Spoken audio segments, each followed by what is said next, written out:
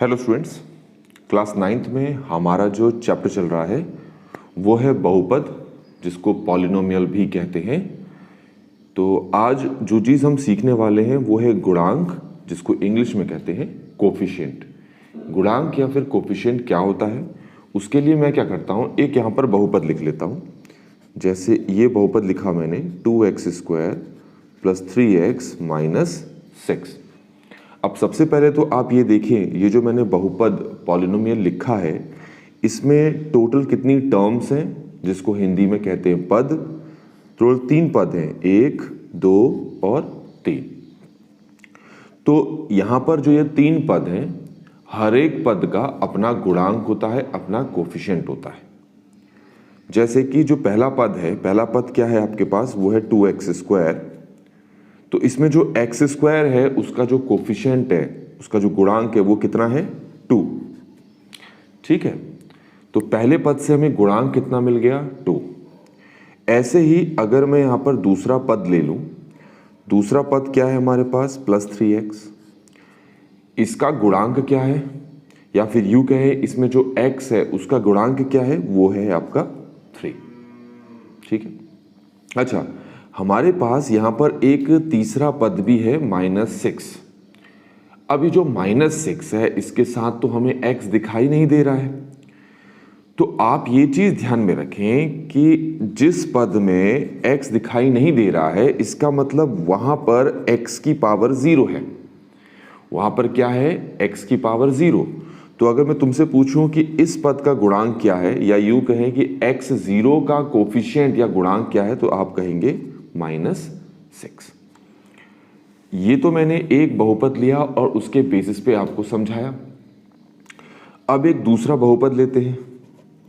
जैसे ये मैंने ले लिया -3x - 6x² + 4x³।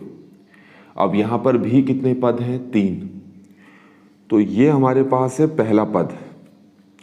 तो इस पहले पद में x का कोफिशिएंट, x का गुणांक कितना है, -3।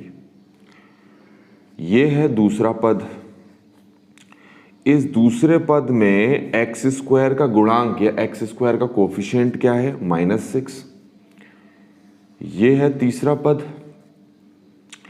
इसमें x³ का गुणांक या फिर x³ का कोफिशिएंट क्या है, 4। तो मैंने यहाँ पर 2 एग्जाम्पल लिए और दोनों एग्जाम्पल में आपको बताया कि गुणांक क्या होते हैं।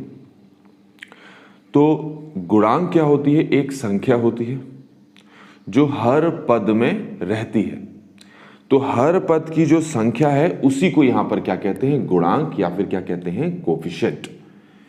तो इसी तरीके से जैसे एक और अगर मैं लूँ, जैसे मैंने यहाँ पर लिया x+1, तो यहां पर आपके पास कितने पद हैं, एक पद ये है, एक पद ये है। तो जो पहला पद है वो है x। इस पहले पद का गुणांक निकालना है या फिर x का गुणांक निकालना है। अब x के साथ कौन सी संख्या है आगे, पहले तो वो देखो। कोई संख्या नहीं दिखाई दे रही, कोई नंबर नहीं दिखाई दे रहा, तो इसका मतलब 1 है। तो 1x पद में, 1x टर्म में जो x है उसका कोफिशिएंट, उसका गुणांक हो गया 1। लास्ट में ये 1 है। अगर ये 1 को मैं ऐसे ही लिख दूं तो आपको पता है इसके साथ कोई x नहीं है। कोई x नहीं है मतलब इसके साथ x की पावर 0 है। तो x की पावर 0 का गुणांक, x की पावर 0 का कोफिशिएंट कितना होगा, 1। तो ये 3 बहुपदों में मैंने आपको गुणांकों को समझाने की कोशिश की है। चलिए अब कुछ क्वेश्चन देखते हैं। जैसे है -πx + 4x² - 9x। अब मान लो इसमें आपसे क्वेश्चन पूछा जाता है कि x का गुणांक क्या है, x का कोफिशिएंट क्या है। तो आप ये देखें कि यहाँ x कहाँ है, ये है, ये नहीं है। एक और रुको, इसको चेंज करते हैं, x ये है, ये x² है। तो जब मैं आपसे x² का गुणांक पूछूं, x² का कोफिशिएंट पूछूं, तब ये पद देखेंगे आप। जब मैं आपसे x³ का गुणांक पूछूं तो ये वाला पद देखेंगे। जब मैं x का गुणांक पूछूं तो आप ये वाला पद देखेंगे। तो इस वाले पद में देखिए x का गुणांक कितना है, -π। अगर मैं पूछूं इस पूरे बहुपद में x³ का गुणांक क्या है, x³ का, तो एक्स क्यूब ये है, तो आप ये वाला पद देखेंगे, तो एक्स क्यूब का गुणांक कितना है, -9। अगर मैं आपसे पूछूं कि एक्स स्क्वायर का गुणांक क्या है, तो आप ये वाला पद देखेंगे, तो एक्स स्क्वायर का गुणांक क्या है, उसके आगे का नंबर कितना है, 4।